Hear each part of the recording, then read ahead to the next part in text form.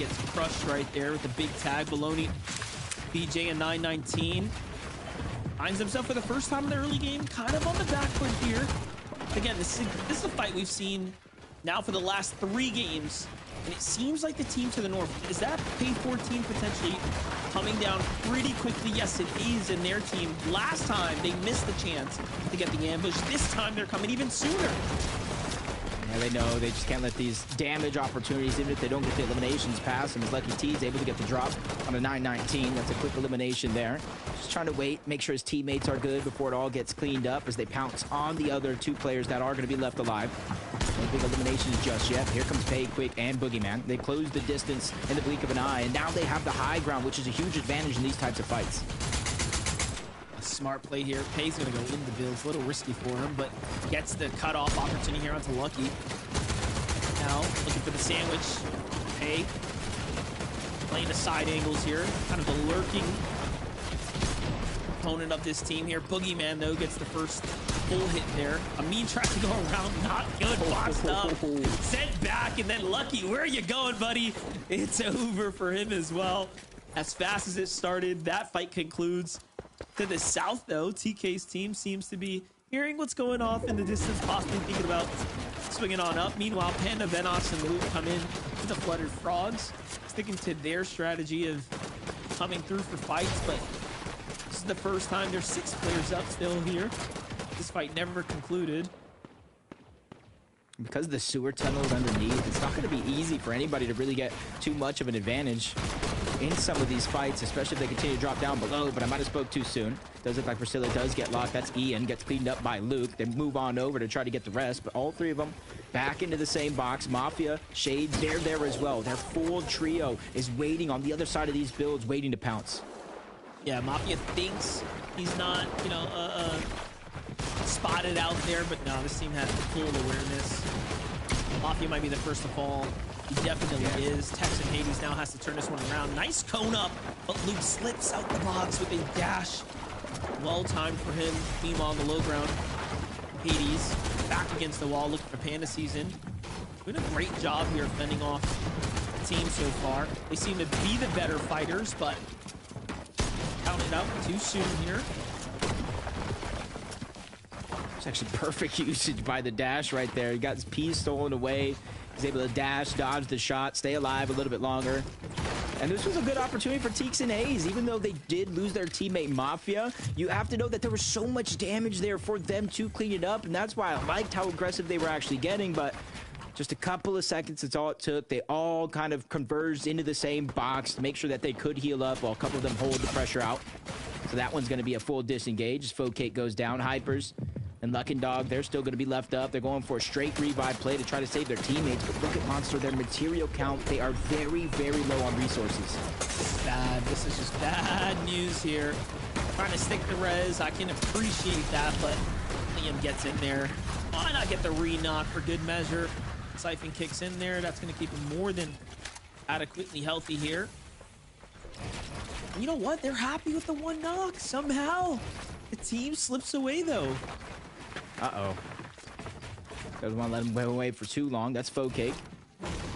Trying to survive, popping the minis. He knows the fight is going to be inevitable, so instead of trying to run, he's trying to use the little time that he has to at least get into fighting shape. Then a couple bunches back as he misforms straight up to the mountain yet again, but it's not going to be easy with the time it takes for that second charge to come out. Around 12-second cooldown on those charges to use the misform. Focake, unfortunately enough, just was not able to create enough separation. Crazy. If he would have just got up and over that mountain, he might have actually survived, but blocked out there. Meanwhile, on the other side, what's happening here? Eulogy and team kind of eyes on Pollo, Acorn, and Agers. Pollo, Acorn, and Agers playing this a bit differently now. I don't think they were happy with the lack of damage in the previous game. They're probably thinking to themselves, all right, guys, let's turn on the heat here.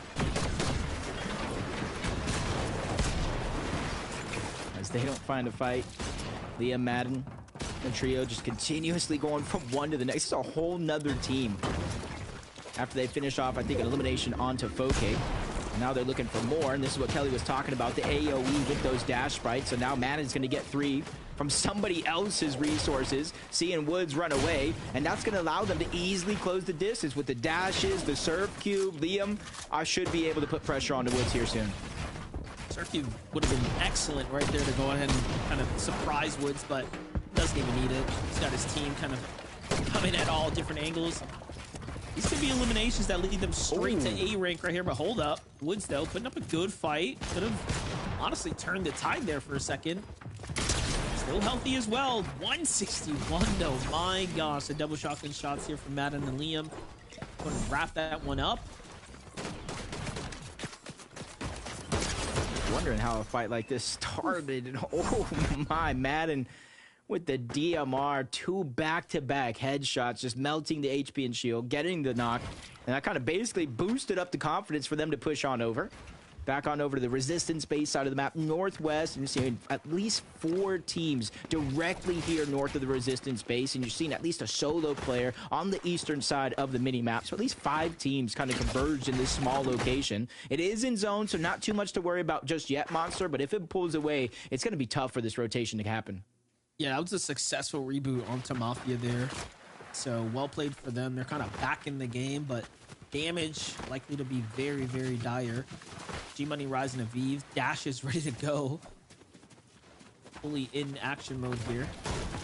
Taking their rotates. Pollo, Aegis, and Acorn. No strangers to the storm this time, though. Again, looking for a bit more damage than they picked up last round. Oh, they're going straight for it. Yeah, they know somebody's down there. And typically Canyon's Crossing, if you're in Canyon's Crossing at least, not necessarily landing here, it's almost like a sign of weakness, I should say. You're low on loot, you're looking for scraps, you may not have as much shield or mobility that you were hoping for up to the spot. And I think that's what's kind of building the confidence for Pollo, Aegis, and Acorn in this situation. They just have to figure out exactly where they're at. You see the superhero rank, that's going to give them a couple of extra heals there at the bottom. If they have the med miss smoke, all teams can use them together. I was gonna say, I like this though. Like, you got this team up top, kind of hidden out here. 2 med miss, ready to go. So a lot of options, but the moment they drop that, the gig is up. And they know that's Pollo, Acorn, and Aegis because of the medallion. Then I kind of agree with them. You know, wow. I tell people I don't play solos because you're gonna watch me hide in the cone. Well, sometimes hiding in the cone, Monster, is just the best option, especially look at this. When that medallion is there. Look at the map. They allowed their teammate to even get knocked. They're like, nah, we rather res chain. We're not going to med miss. We're not going to show them where we're at all. And they wait to the very last second. That is hilarious, but also well played. It was the right decision, clearly. Kind of almost brings me back to the last major where Peter would drop the medallion for Aegis to try to contest clicks. These are the storylines that we're talking about major from major. These are the tricks underneath some of these teams' sleeves that they're waiting for. Group stage might be too early, Monster, you know as well as I do, to show absolutely everything, but at least we're getting a little bit of a tease of what we might see in the Major 3 finals. Oh, most definitely. There's going to be a lot of small, nuance and plays up the sleeves, especially when you start getting into grand finals lobbies, right? The roster changes. The best teams are in the best drops. There's different predictability at that point. Yeah, grand finals. Stay tuned for that. That's going to be crazy. But Acorn, Aegis, and Pollo keeping the pressure here now. We know exactly what they wanted to do. They wanted to get a fight going. He finds Zonda here the moment they enter into the safety of this next area. And one of the things I've noticed here, actually, that is drastically different from games 1 and 2 is you remember the island spawned over towards Foxy Floodgates. Aegis, Pollo, Acorn signed up a line, kind of a triangle in different spots around those mountains and the island to get Surge. There is no island over towards Foxy Floodgates this time around, so they're going to have to change up their strategy. Instead of sitting on the island safe, shooting down for Surge, it looks like they're just taking a full 180. They're going aggressive. They're fighting team after team after team as they make their way towards that island.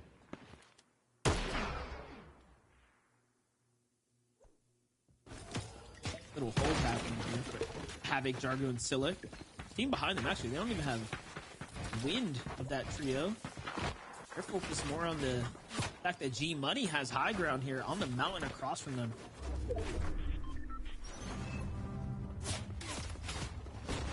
Still have yet to use that misform. Might have to if they don't want to burn through all these big shields here.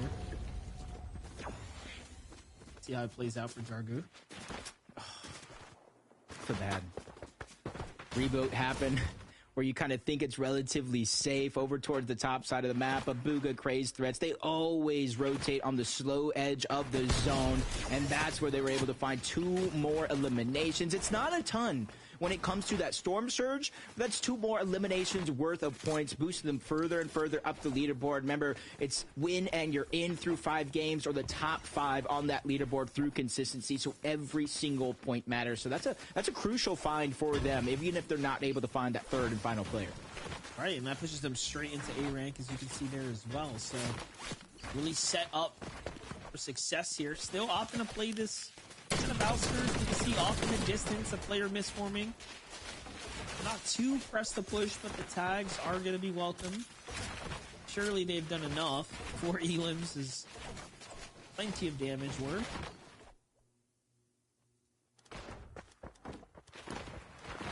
Oh no. Another one of these fights. And it's in the zone with some elevation towards Blooded Frogs. Got to be very, very careful. Exactly this will happen. Other teams inside of their bases are going to look over and see this as an opportunity to get some free damage, especially since they are so distracted. But quick boogeyman pay. They separate themselves. Even though they try to attach themselves to that elevation, they pull themselves off a little bit because they know the threat of getting pushed is around the corner. Yeah, Boogie Pay and Quick here definitely making the most out of this game. This is the, I think, furthest we've seen them coming into kind of a mid-game situation here, as their early games were a bit dicey. Threats, Craze, and Bugha, though, waiting for storm sickness at this point. You better get out of here. It's gonna get sketchy. Oh, talking about sketch, though. Hold up. Big tags coming through. Where's the whites for threats? Hold up. Here it is. Medmiss forced to come out here. That's earlier than they would have liked. Looking like a different Poyo Aegis and Acorn as well. Continuing their aggressive story. They have the exotic Sentinel Pump. And if you guys don't know, every time you hit a shot, it kind of goes between 1 or 2 abilities. It gives you kind of the pepper effect, or it slows your opponent down. And in the hands of someone like Poyo, being able to land multiple shots on multiple players throughout the course of a fight, those effects will kind of slow things down on your opponent's foot. Kind of allow someone like Aegis and Acorn probably to get that final elimination, the knock shot. So you're seeing a lot of the utility being grabbed from them, whether it's a mythic, exotic weapon. They have everything that they need and more. And one of the best sound effects, too. Very rewarding. Hit a tag with that shoddy, but A here. Coming online, okay. Not bad at all. A little knock to go ahead and give them some cushion to work with. Siphon's going to give him plenty of time to go ahead and decide what he wants to do with this loot here. Jack and Boji already on the move here, but they're a team lurking. Blizz kind of coming back here. Boji absolutely spotted out. Oh, wait. That build there, a little bit of a troll for Darzi, giving away their position. So Boji on high alert after that one. Cut off. I like the play, but Jack and Day are coming back here to support. Using a dash as well, so truly forced to commit here at this point. Yeah, perfectly timed. They were trying to close the distance. They try to save their teammate. Exactly that. But there's a whole nother team. I'm not even sure they saw them as they kind of rotated in front of them.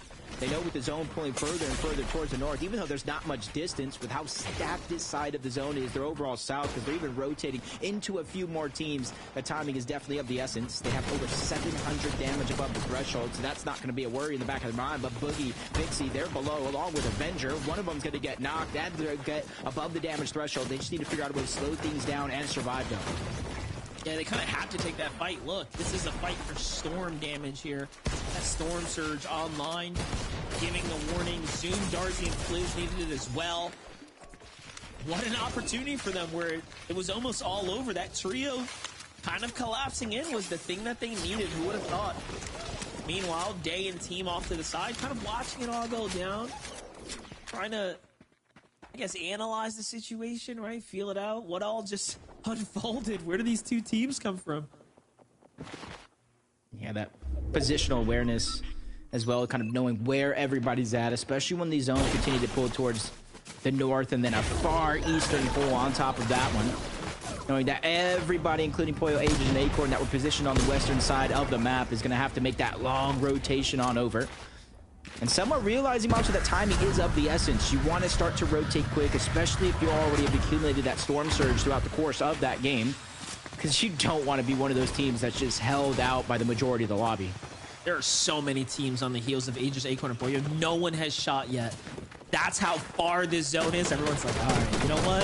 They don't know we're here. I'm good with that. Let's rotate. Finally now, Aegis, Acorn, and Pollo feel comfortable enough to start turning on the gas pedal. Coin dropped right there for the shields for Pollo. They got to move, though. Did you see that stat that popped up? Did you see that stat? Throughout the entirety of Major 2, they didn't take a single hit of Storm Surge. Today alone, they've gotten 31 ticks of damage from Storm Surge. A huge change up of the game plan of Aegis, Acorn, and Pollo. Something you wouldn't necessarily expect, especially considering he's one of the best IGLs. Bait, Ian, Mikado's 175 below the damage threshold with active surge. Priscilla, instead of getting knocked, is going to go down.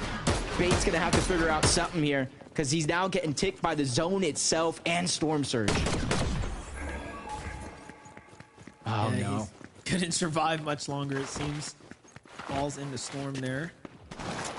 Aiden and Hal team are going to be the gatekeepers here on the edge. Peeking out, don't quite catch visuals onto Moncadios, but hey, this player's 390 below. It's a matter of time. Let's just see who's going to go ahead and find this elimination here at this point. There it is. Aegis gets awarded. Just peeking around at the right time. Let them get between us. 2 eliminations worth of damage. Big hill to climb. But at least they're going to rethink the strategy with the rest of the team for game number 4. 257 damage, though, above the threshold for TK, Byla, and Larson. 39 points so far. Not where they would have expected to be. But with this game and 2 more left to go, all it takes is one big moment, a couple of big plays, few eliminations to really change the difference. But 6 below for Luckin, Hypers, and Focake. They take a few ticks of that Storm Surge, and now it's just going to get exponentially harder if they don't find that damage. I like the med misplay here, but Storm Surge is online. They got to make a play here now. This is bad. Nothing but bad intentions from Huga's side, too. You see the shots coming in. The pressure's online. Great tag there. But already, other players join in on the action here. The frenzy of shots and fire. Huga's team's going to be the first to secure loot. TK, Byla, and Larson, though, also below the surge. What all went wrong for them? At least they're above now, 32. Playing the disaster down below, continuing to trade shots. Any damage is better than none. Now looking off to the distance, seeing a full team rotate on by, but because of that misform, they're going to be relatively safe the majority of that way through.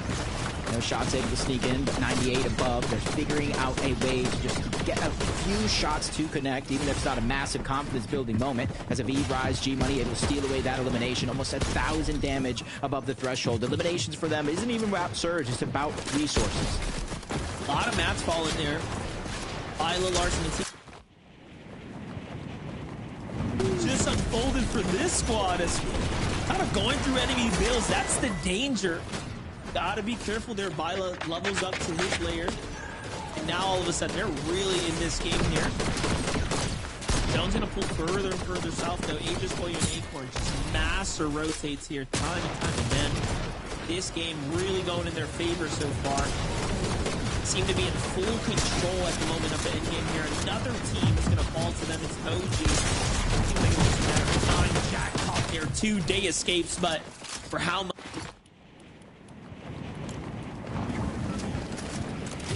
As well here, Jacob.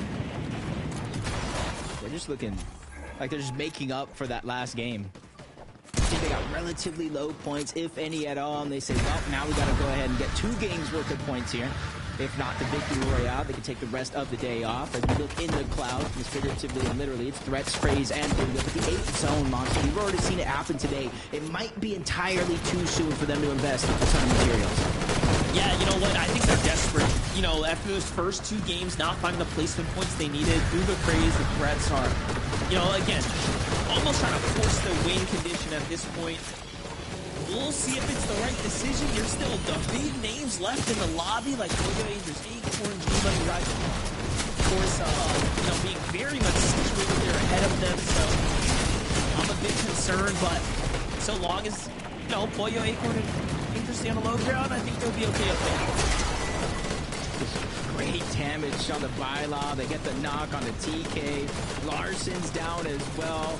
Byla just needs a miracle here to survive outside of the zone. Luckily for him, those fallen bodies of his teammates, he's able to get as much of the resources as possible, but in comes TK, in comes Teeks.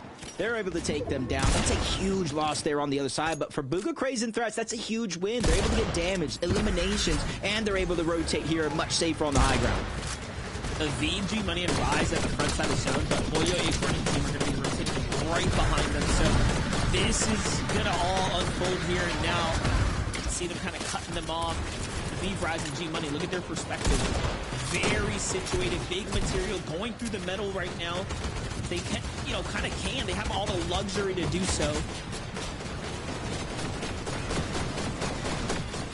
Right in front to a team above. Pays getting targeted out. That's Graves who actually gets the elimination points for that, even though it's Rise, G-Money. And the trio is able to get all of that loot for that fallen body as Boyo Aegis Acorn still dominating the low ground. It's 2,000 above the threshold. It's more about winning a game. It's about proving a point. It's about making a statement for them. Argo Havoc and Scylla. Another team we got to look out for here.